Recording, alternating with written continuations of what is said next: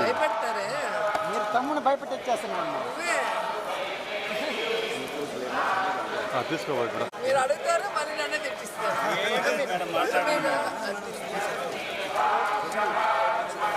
మాట్లాడండి మేడం, మాట్లాడండి వదిలేదు.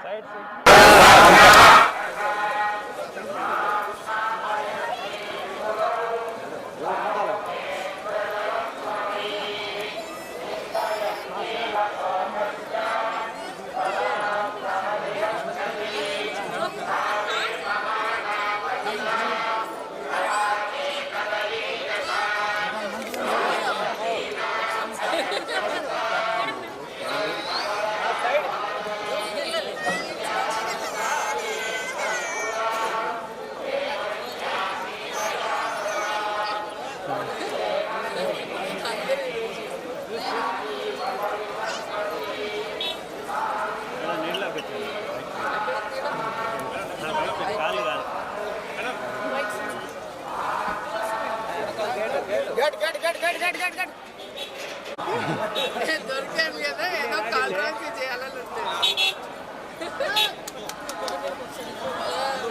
మాట్లాడుతుందా లేదా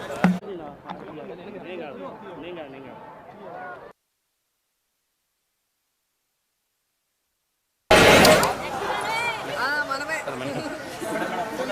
మేడం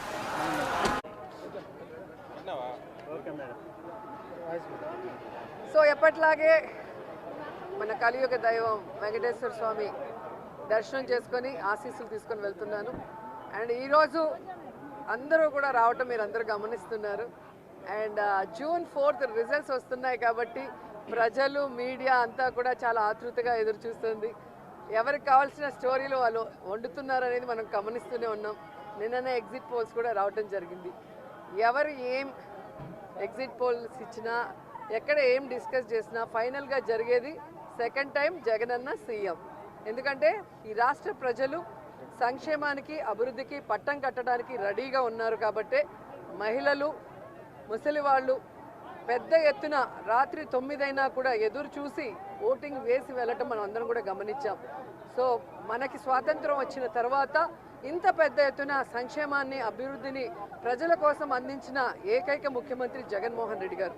రాష్ట్రం విడిపోయి నష్టాల్లో కష్టాల్లో ఉన్నా కూడా ప్రభుత్వ బాధ్యతగా ప్రజలకి మంచి చేయాలి, రాష్ట్రాన్ని అభివృద్ధి వైపుకు నడిపించాలి అని చిత్తశుద్ధితో పారదర్శక పరిపాలన అందించారు కాబట్టే ఈరోజు మేమంతా కూడా చాలా కాన్ఫిడెంట్గా ఉన్నామన్న విషయాన్ని మీ అందరికీ తెలియజేసుకుంటున్నాం.